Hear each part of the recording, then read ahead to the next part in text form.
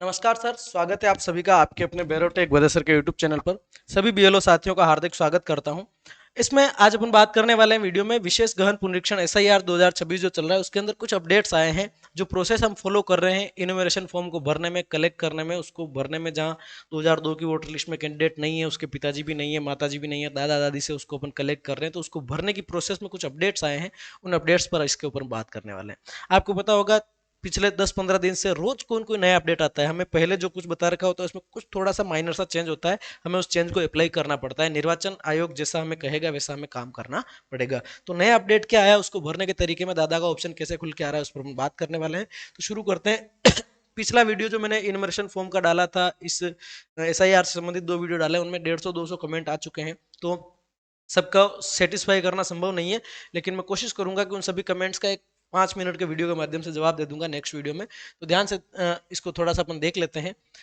आप बहुत जानते हैं इसके बारे में, खूब जानते हैं, लेकिन जो अपडेट आएंगे उनसे हमें थोड़ा सा खुद को अद्यतन करना पड़ेगा। तो ये आपका परिगणना प्रपत्र रहेगा, एन्यूमरेशन फॉर्म रहेगा, एक गणना प्रपत्र है, इसमें कोई दिक्कत वाली बात नहीं है। पहले हमने जो वीडियो देखा था उसके अंदर इंग्लिश में था, ये हिंदी में है।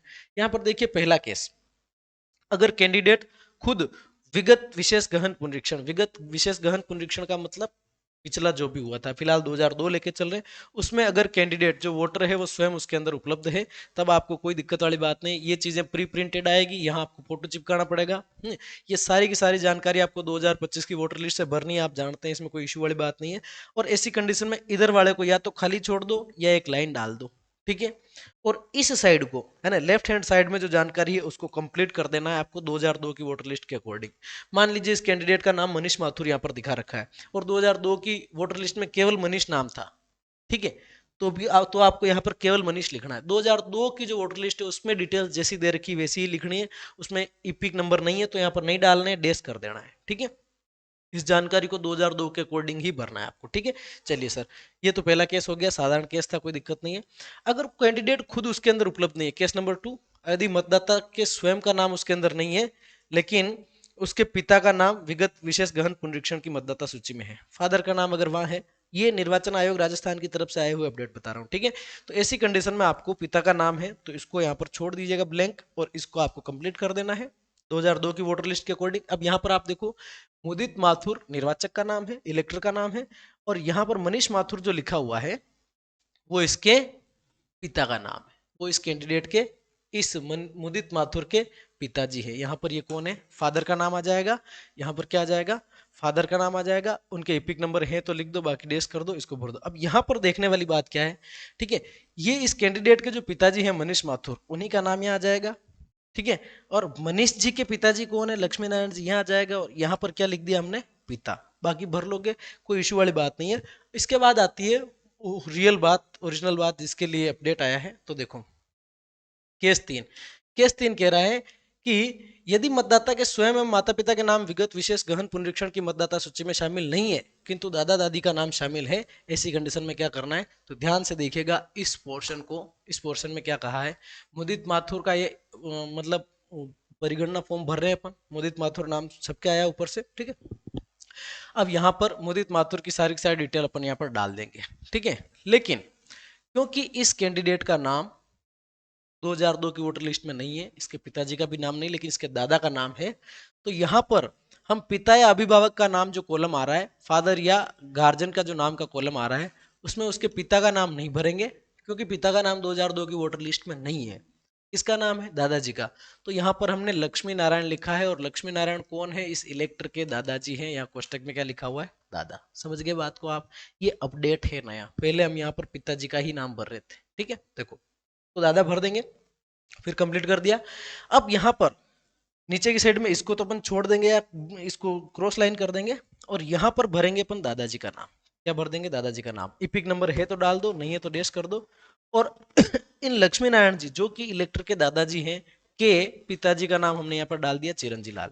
लेकिन यहाँ पर रिश्ते के नाम में हमने दादा लिखा, जहां पर हम पहले हम पिता और पति ही लिख रहे थे, अब यहाँ पर दादा लिखेंगे। दादा क्यों लिख रहे हैं, तो आप बीएलओ ऐप के अंदर अगर जाएंगे, वहां पर प्रोजेनी को ऐड करेंगे, बच्चों को ऐड करेंगे, तो जो रिलेशन सेलेक्ट करने का ऑप्शन आएगा, उस रिलेशन सेलेक्ट करने के ऑप्शन के अंदर ग्रांड डॉटर, सन, डॉटर, ट्रांसजेंडर, इस तरह मतलब ग्रांड सन, इस तरह के ऑप्शन भी आपके सामने खुल के आ रहे हैं। यानी कि जो आपका बीएलओ एप्लीकेशन है, ईसीआई नेट है, ईसीआई नेट के अंदर दादा दादी का ऑप्शन खुल रहा है, पोते पोती का ऑप्शन खुल रहा है, इसलिए यहाँ पर पिता लिखना जरूरी नहीं है। अगर आप दादा से इसको मैच कर रहे हैं तो रिश्ते का नाम दादा लिखें। दादाजी को नाम, दादाजी के पिताजी का नाम, लेकिन रिश्ते के नाम में आपने क्या भर दिया, दादा। समझ में आ गई बात। ये है अपडेट। ये क्या है सर, अपडेट है। तो आप इसी तरीके से, बाकी मैं पहले बता रहा हूँ, मैं सब सहायतार्थ कर रहा हूँ, मैं स्वयं को बचाते हुए, कि ये केवल वो बीएलओ जो किसी कारण से ट्रेनिंग में ना जा पाए, किसी कारण से ढंग से नहीं सुना, या कुछ भी प्रॉब्लम रही हो, उनकी सहायतार्थ बना रहा हूँ। बाकी आप सबको अपने सुपरवाइजर सर की बात माननी है, निर्वाचन अधिकारी की बात माननी है, एआरओ ईआरओ सर की बात माननी है, विभागीय आदेशों की पालना करनी है। मैं सिर्फ सहायतार्थ बता रहा हूँ, ठीक है। मेरे ऊपर किसी प्रकार का कोई दारोमदार नहीं है, ठीक है। केस 4, अन्य राज्य का व्यक्ति अगर आया है, ठीक है। देखो, अन्य राज्यों से स्थानांतरित व्यक्ति जिनकी आयु 40 वर्ष से अधिक है एवं जिनका नाम विगत विशेष गहन पुनरीक्षण में शामिल है, उम्र 40 से ज्यादा है, दूसरे स्टेट से आए हुए हैं, उम्र 40 से ज्यादा है और पुराने एसआईआर में उनका नाम है, ऐसी कंडीशन में आपको ये एंट्रीज तो यूं की यूं ही कर देनी है, ठीक है। और यहाँ पर ठीक वैसे ही जैसे अपने स्वयं के राज्य के कैंडिडेट की एंट्रीज कर रहे थे कि नहीं कर रहे थे, वैसे के वैसे ही इसकी आपको एंट्री कर देनी। देखो, अलग राज्य से आया हुआ है, ये चाकसू जयपुर राजस्थान की बात कर रखी है, ये कैंडिडेट इलेक्टर राजस्थान का है, लेकिन आया कहाँ से है, हाँ, दूसरे स्टेट से आया है, ठीक है। तो जिनका नाम विगत विशेष गहन पुनरीक्षण में शामिल है, विगत विशेष गहन पुनरीक्षण कहाँ का, दूसरे स्टेट का, अभी तो राजस्थान में है लेकिन दूसरे स्टेट का।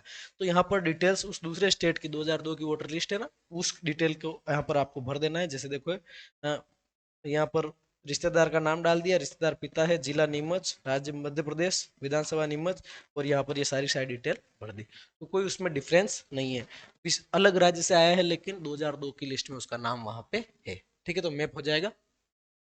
चलिए बात करते हैं केस नंबर 5 की। विवाहित महिला जिनके स्वयं का नाम विगत विशेष गहन पुनरीक्षण की मतदाता सूची में शामिल नहीं है, ऐसी महिलाओं की मैपिंग उनके माता पिता अभिभावक से होगी, ना कि पति से। उनकी मैपिंग पति से नहीं करनी, ये बात अपन पहले ही कर चुके हैं, ठीक है। तो जो महिला है उसकी डिटेल भर दीजिए, ये तो भरी हुई आएगी, यहाँ पर फोटो चिपका दीजिए, इसको 2025 की लिस्ट के अकॉर्डिंग आप भर दीजिए, ठीक है। यहाँ उनके पिता माता दादा दादी से आपको इस लेडी को ऐड करना है, इस कॉलम को आपको खाली छोड़ना है, ठीक है। ये बात अपन पहले ही कर चुके हैं, कोई इश्यू वाली बात नहीं, ठीक है। Case number 6 and last case है शायद। विवाहित महिला जिनके स्वयं एवं उनके पिता का नाम विगत विशेष गहन पुनरीक्षण की मतदाता सूची में शामिल नहीं है किंतु माता का नाम शामिल है, तो मैपिंग माता के नाम से होगी।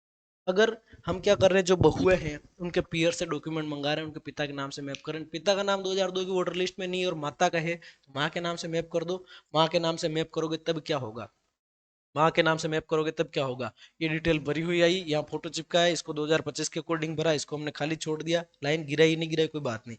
यहाँ पर क्योंकि उसकी माँ का नाम 2002 की वोटर लिस्ट में है, तो माँ का नाम भर दो, माँ की ईपिक अवेलेबल है तो डाल दो, नहीं तो कोई बात नहीं। और रिश्तेदार का नाम, रिश्तेदार का नाम मतलब ये जो माता है, इलेक्टर की माता है, उसके तो पिताजी का नाम डाल दिया यहाँ पे, है ना, पिताजी या पति का नाम डाल दिया है। लेकिन यहाँ पर रिश्ते का नाम में हमने क्या किया, माता। रिश्ते के नाम में हमने क्या किया, माता, क्योंकि उसके अंदर बीएलओ ऐप की ड्रॉप डाउन लिस्ट में निम्न रिश्ते उपलब्ध है, अतः मतदाता का रिश्तेदार से संबंध लिखा गया है। यहाँ पर माता इसलिए लिखा क्योंकि बीएलओ ऐप के अंदर माता आ रहा है, ठीक है। ये जानकारी थी, आप इसको समझे बात को। बाकी आपको निर्देश विभाग के ही मानने हैं। थैंक्स, बहुत बहुत धन्यवाद। वीडियो देखने के लिए भी धन्यवाद, स्लाइड पूरी होने के लिए भी धन्यवाद। मिलते हैं अगले वीडियो में, तब तक के लिए थैंक यू सो मच। और आप सभी के जितने भी कमेंट्स हैं, कोशिश करूंगा टाइम निकाल के रिप्लाई दे पाऊँ। मैं भी आप ही की तरह फील्ड में दौड़ रहा हूँ, लेकिन अगर नहीं भी दे पाया तो मैं एक वीडियो बना के 5 मिनट में सारे कमेंट्स को स्क्रीन पर चला के जवाब दे दूंगा, ठीक है गुरुदेव, धन्यवाद।